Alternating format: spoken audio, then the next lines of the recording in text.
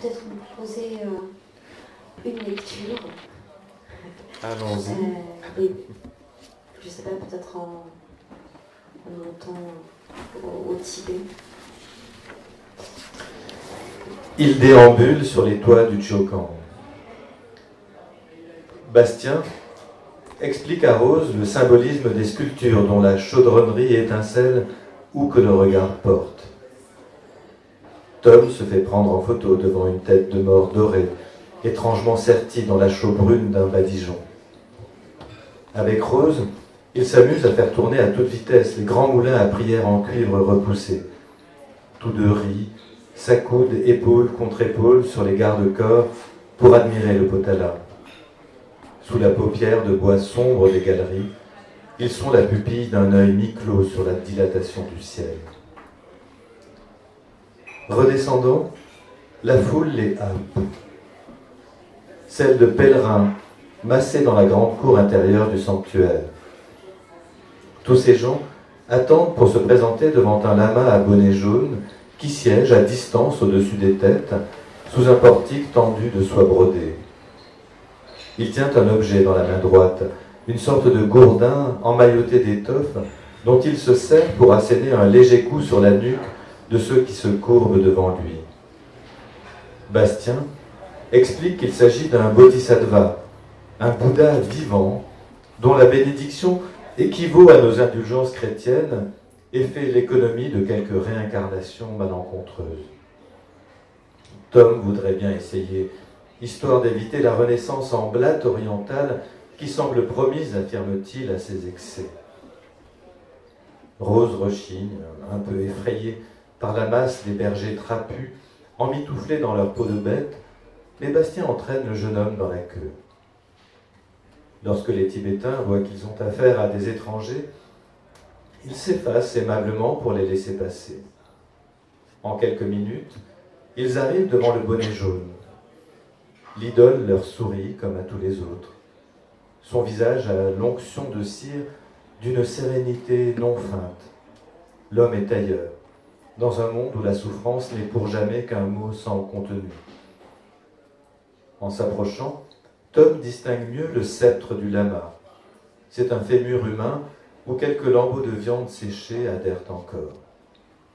Il s'incline devant le trône et reçoit illico le coup de massue rédempteur. Bastien fait de même avant de s'extraire de la foule. Rose les a observés de loin. Elle a même pris quelques photos avec l'appareil de Tom. Je ne sais pas avec quoi il vous a assommé, mais ça n'a pas l'air très ragoûtant. Un reste de gigot, dit Tom. Il en donne un bon coup quand même, ça n'est pas du chiquet. C'est une aide à la délivrance, dit Bastien avec sérieux. Ça ne peut pas nous faire de mal. Il se mêle au grouillement qui tourne sans fin sur le bar-corps, puis s'en échappe pour flâner dans les venelles du marché. Les étals regorgent d'outres de beurre, de barattes effilées comme des carquois, de quartiers de viande posés à terre sur des cartons gorgés de sang. Peau de mouton, cuir de yak, briques de thé séché débordent des sacs en jute.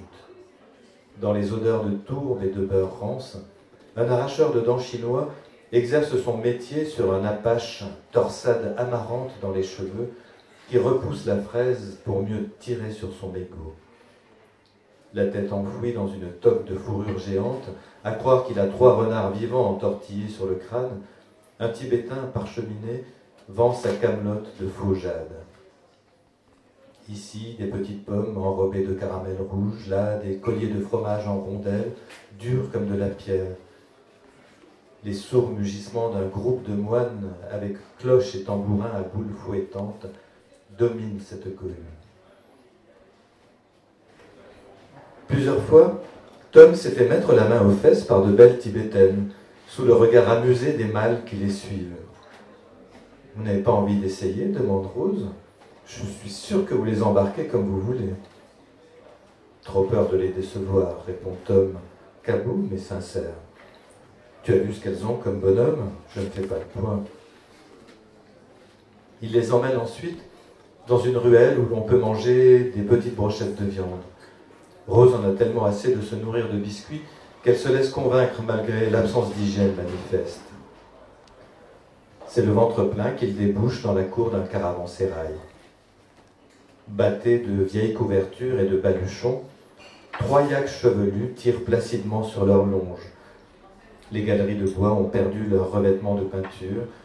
Bouse et foin humide jonchent la terre battue. L'endroit a l'air abandonné, malgré un groupe de montagnards assis sur le plancher d'une loggia. Avec leurs manteaux gras, leurs cheveux emmêlés, piquetés de paille, ils sont couleur de boue, se fondent dans la dominante argileuse des lieux.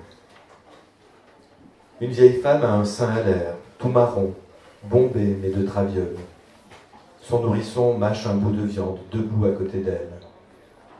Rose prend conscience qu'elles ont sans doute le même âge, dèche et bouche édentée en moins. Des hommes sont accroupis, bonnets à poil sur la tête. En apercevant les étrangers, ils les invitent à venir s'asseoir à côté d'eux. Un vieillard pistonne une baratte avant de leur servir un verre de thé au beurre et un bol de tsampa. On leur montre comment faire une boulette avec la farine d'orge grillée. Rose et Tom goûtent sans entrain mais avec politesse. Tout en faisant honneur à la nourriture, Bastien converse avec leur hôte. Ceux-là viennent de Shigatse. Le stock de beurre est vendu, mais les prix ont chuté. Ils ne vont pas pouvoir acheter ce qu'ils avaient prévu de ramener chez eux. La faute aux Chinois. Non, ils ne les aiment pas. Personne ne les aime, à part ce traître de Panchen Lama. Aucun espoir de récupérer un jour le Tibet d'antan. Avec 140 000 soldats chinois à Lhasa, ils sont plus nombreux dans la ville que les Tibétains eux-mêmes. Impossible de les chasser. Ils nous ont mangés, répète le vieillard, en fourrageant de sa langue une dent creuse. C'est fini, on a perdu. Merci.